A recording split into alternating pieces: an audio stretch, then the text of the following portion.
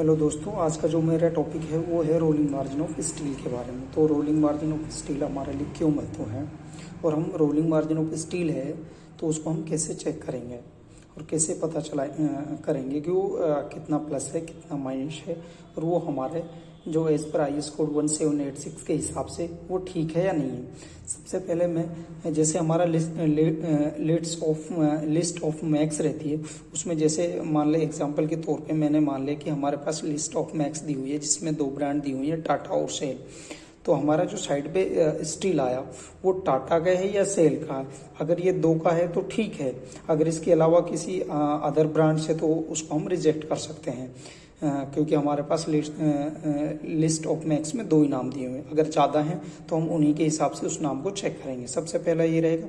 उसके बाद हम उसमें देखेंगे कि जो हमारा स्ट्रक्चर रहेंगे उसमें जर्नल नोट्स में लिखा हुआ होगा कि स्टील जो हमको चाहिए वो Fe 500 चाहिए या Fe 500D चाहिए, 550 चाहिए। तो वो जो भी होगा वो स्ट्रक्चर ड्राइंग में रहेगा। तो हम स्ट्रक्चर ड्राइंग में देख लेंगे। मेरे पास जो ड्राइंग है उसमें Fe 500 दिया हुआ है और टाटा और सेल का दिया हुआ है, तो मैंने इसलिए यहाँ पे Fe 500 TMT लिखा है। तो ये होगा। अगर ये है ठीक है। उसके बाद हम उसका rolling margin of steel check करेंगे। Rolling margin of steel check करने के लिए पहले हमको ये पता होना चाहिए कि जो उसके लिमिट्स हैं वो एज पर IS कोड 1786 क्या क्या है। तो एज पर IS कोड 1786 हमारा जो है 10 mm तक, 8 से 10 मतलब 10 के नीचे 2 भी, 8 या 6 जो भी है उस तक हमारा +-7% की हमारी लिमिट्स है। अगर कोई सरिया हमारा +7% भी हो रहा है या -7% हो रहा है तो वो स्टील ठीक है। ये पर रनिंग मीटर वेट है। ये है जो हमारा पर रनिंग मीटर है, पर रनिंग मीटर है ये वेट। तो जो हमारा पर रनिंग मीटर है उसमें +-7% का हमारे पास वो +-7% का हमारे पास है कि अगर वो +-7% रहेगा तो ठीक है। अगर उसके अलावा वो ज़्यादा माइनस होता है या ज़्यादा प्लस होता है तो वो स्टील क्या है, रिजेक्ट है। और उसी हिसाब से हमारा 10 के बाद जो और 10 से ऊपर और 16 तक, 16 को भी लगा के हमारे पास 5 है, +-5%। उसके बाद जो 16 से जो भी ऊपर है प्लस माइनस उसको हमारा 3% दिया हुआ।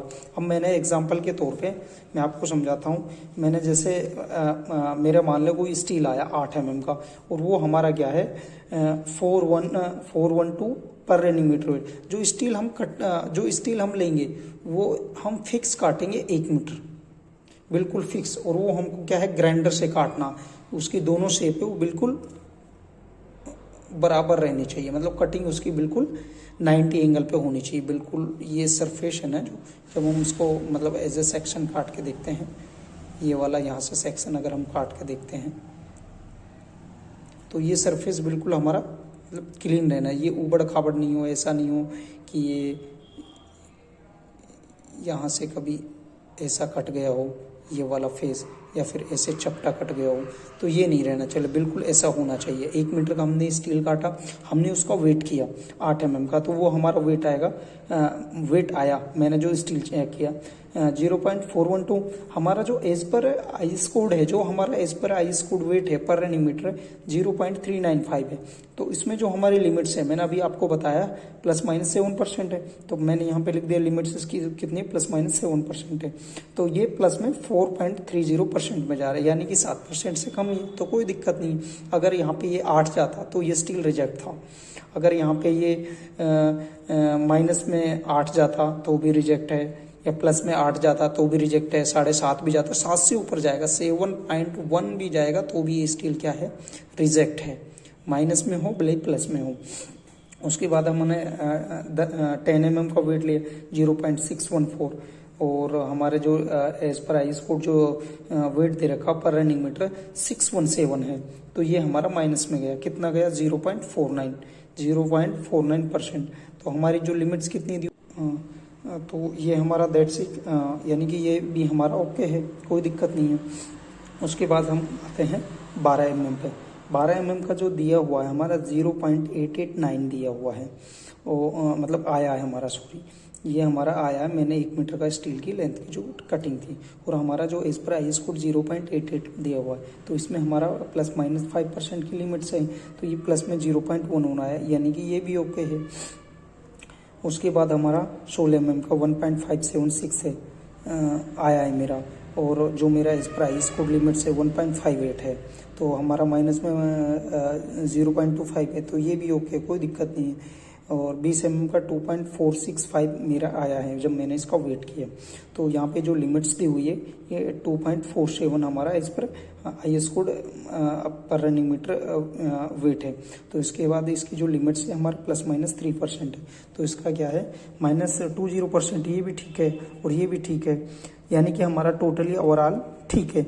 अगर एग्जाम्पल के तौर पे ये यहाँ पे वेट ज़्यादा आता और ये इतना ज़्यादा आता कि 3% को क्रॉस कर जाता, तो ये हमारा क्या है, कोई भी स्टील है, अगर ये मान ले ये वाला 4% चला जाता, माइनस में हो भले प्लस में हो, मैं माइनस में मान के चल लेता हूँ, तो माइनस में हो तो ये हमारा स्टील क्या हो जाता, रिजेक्ट हो जाता। तो इसको हमको साइड पे नहीं यूज करने देना एज पर IS कोड।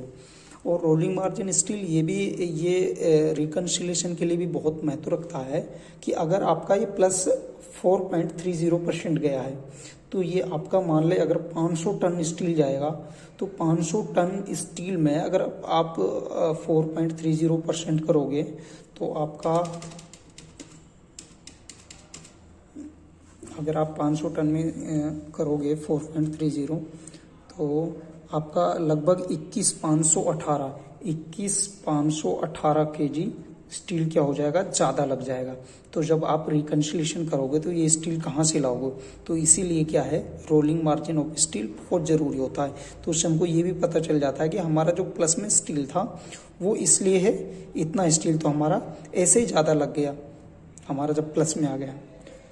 तो आज का मेरा टॉपिक यही था रोलिंग मार्जिन ऑफ स्टील के बारे में ही, कि रोलिंग मार्जिन ऑफ स्टील हमारे लिए क्यों महत्व है, क्या इसके क्राइटेरिया होते हैं, क्या इसकी लिमिट्स होते हैं। अगर इसमें कुछ डाउट है आप मुझे कमेंट करके पूछ सकते हैं, और मेरे चैनल को प्लीज़ लाइक और सब्सक्राइब ज़रूर करें। Thank you.